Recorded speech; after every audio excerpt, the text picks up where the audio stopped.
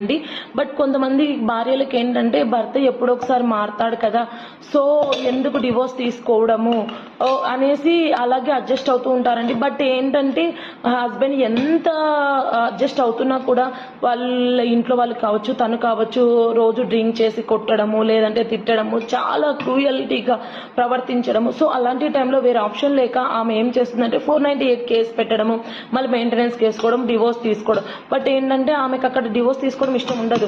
In case మా husband మారితే నాకు మేలు కదా అనుకుంటుంది. అలాంటి టైంలో మీరు డివోర్స్ అనే ఆప్షన్ తీసుకోకుండా మీరు జ్యుడిషియల్ సపరేషన్ అనే పిటిషన్ అనేది ఫైల్ చేసుకోండి.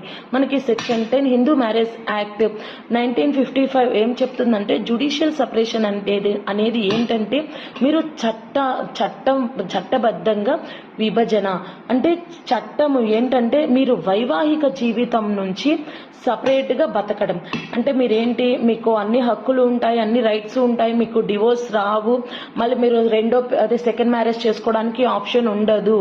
బట్ ఏంటంటే మీరు ఎవరికి వాళ్ళు సపరేట్గా బతకచ్చు.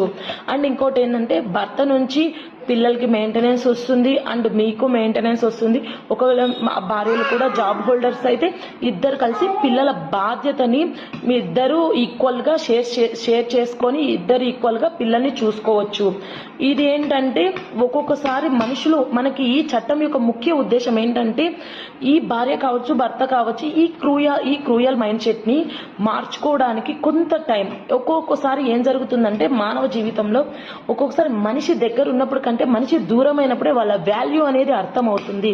సో డివోర్స్ తీసుకొని లైఫ్ లాంగ్ దూరం అయ్యే కన్నా జ్యుడిషియల్ సపరేషన్ పిటిషన్ వేసుకొని కోర్టులో చట్టబద్ధంగా విడిపోయి సపరేట్ గా ఉంటూ maybe in case in future వాళ్ళు కనుక మీతో మీ వాల్యూ తెలుసుకొని మళ్ళీ మీ దగ్గరకు వచ్చి ఇద్దరు కలిసి హ్యాపీగా పిల్లలతో మీ వివాహ జీవితాన్ని కాపాడుకునే అవకాశం అయితే మనకి జ్యుడిషియల్ సపరేషన్ ద్వారా ఉంటుందండి.